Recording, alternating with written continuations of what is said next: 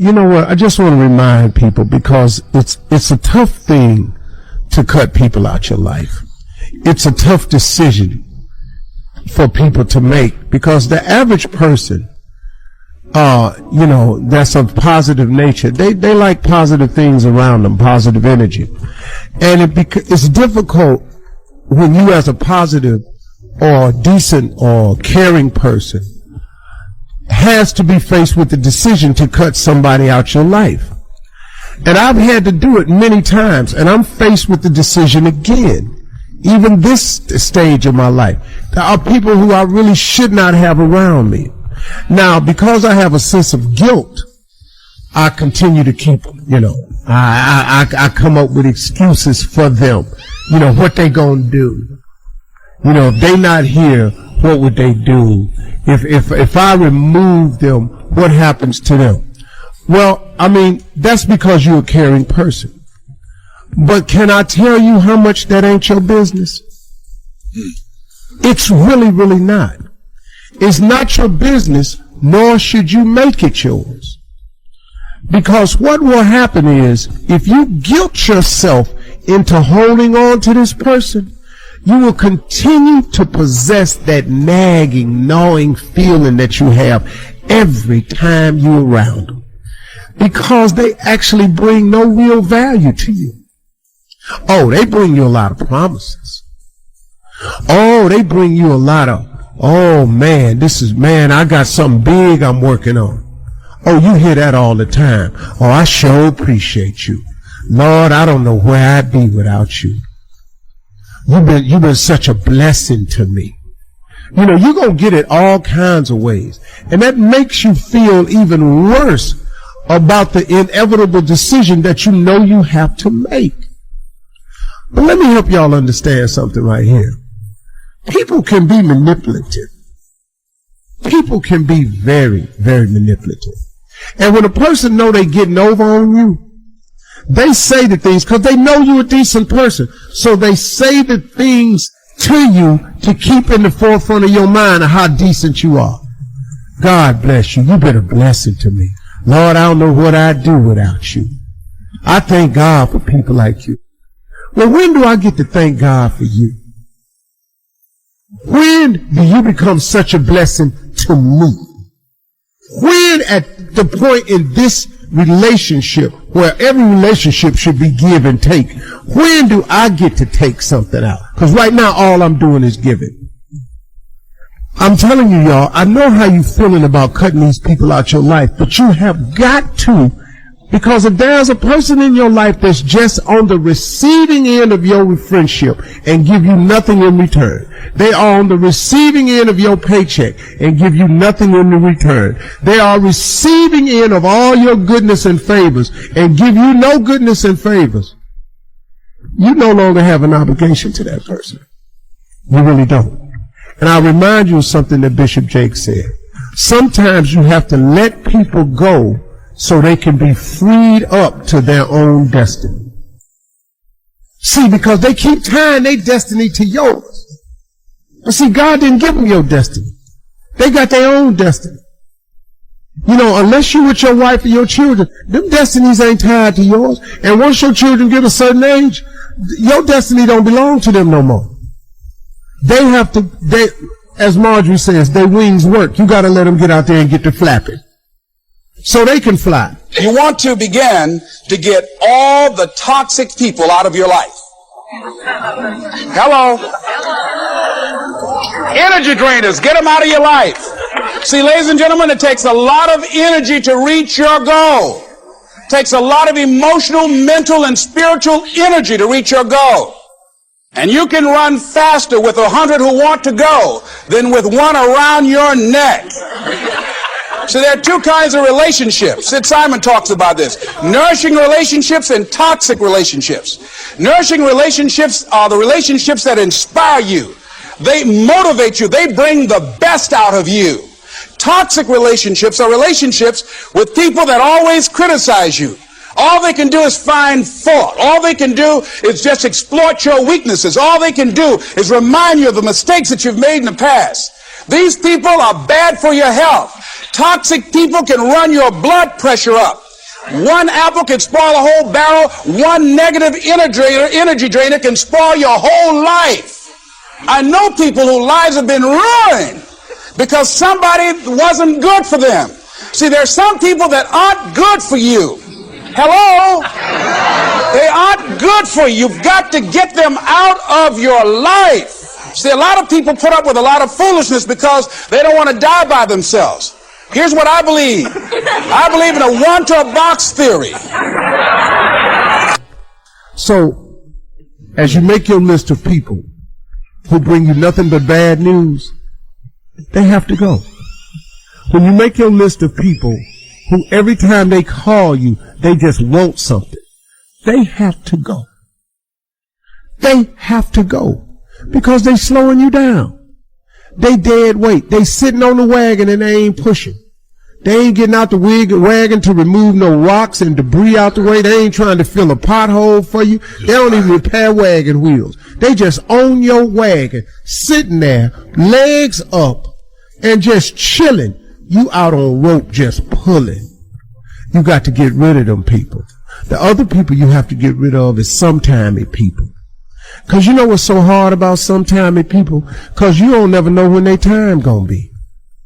Cause they sometimey. So sometime they cool and sometime they ain't. And on the days when you need them be cool, that's one of them some days where they ain't. So now you got all these sometimey people in your life. And you be going, well, they cool over here, but they ain't cool over there. If the people in your life ain't cool everywhere you take them and every time you talk to them, you got to get rid of them too. I'm sorry. Now that's going to shorten your list. But what good is the list if it ain't a good list? Stop just trying to have a list. It's like people in a bad relationship. So you're going to stay in the bad relationship just so you can say you in a relationship. Or will you free yourself so that you can be freed up to your destiny to possibly be in a good relationship? But you'll never get in a good relationship if you go stay and sit in the bad relationship, which has proven year after year after year to be of no substance and just no goodness for you. It just does nothing for you. But you're going to stay in it just so you can say you're in a relationship. That's crazy, man. That's crazy. So y'all think about it. Those people that you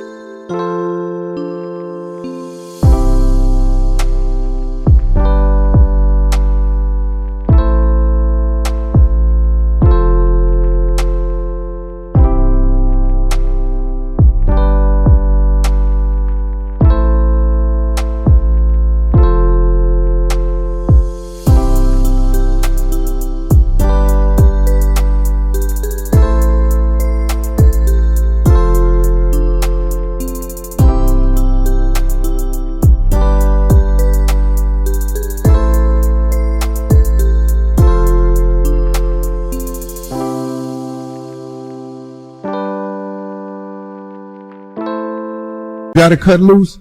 It's a tough decision, but you have to do it. Ask this question of yourself. Make a list of who you communicate with most and ask yourself the question, what kind of person am I becoming because of this relationship? Is it helping me to grow mentally and emotionally and spiritually? Am I becoming a better person because of this relationship? Do they bring out the best in me? Do they inspire me? Do they encourage me to develop my greatness? Do they make me stretch? So you got to look at the people in your life and find out what kind of person are you becoming because of that relationship. My mother used to say, birds of a feather flock together. You run around with losers, you will end up a loser. Here's how you know someone's your friend. A, you can tell them bad news And they'll listen. They won't tell you why, you're stupid and why that bad thing happened to you and how something worse happened to them once and, derail the whole conversation. You can actually tell them bad news and they'll listen. So that's a good thing. And then, this is a weirder thing, you can tell them good news and they'll help you celebrate. And that's a really good way of deciding who you should have around you. Because if you have someone around you, something good happens to you and you're kind of afraid to even admit it because, God, something good happened to you. It's like, you let that be known and it'll certainly be taken away. So, you come out and you sort of tell someone half-heartedly that something good happened to you and they give you a whack and then talk about, the great thing that happened to them 3 years ago. Or worse, the great thing that happened to someone that they knew 3 years ago. It's like, go away from that person. They're not helpful to you. And they're not helpful to themselves either. And so you want to surround yourself, you got to think about this. You got to surround yourself with people who want the best for the best part of you. You can hang around with weasels and losers that are trying to pull you down to justify the fact that they're spiraling downhill as well. And the upside of that is you don't have to have any responsibility and you can all whine about how wretched life is, so that's pretty attractive. But I would say it's also a bad medium to long-term plan. And so it's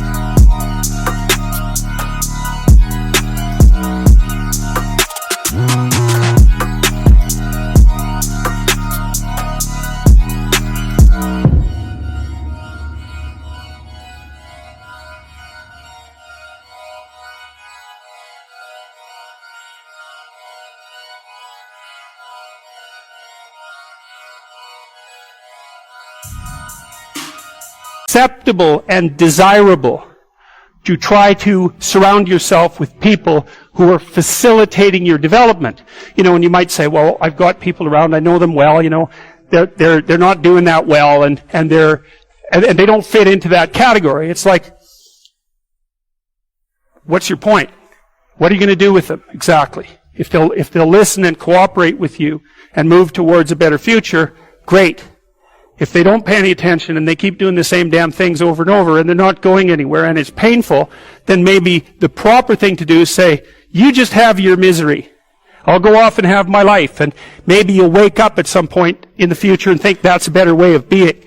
Because just putting up with it is, they call that enabling, right? You put up with that sort of behavior, you're providing tacit consent for it and even tacit approval. It's a bad idea. You have, I would say, both the right and the responsibility to surround yourself with people who are good for the best part of you.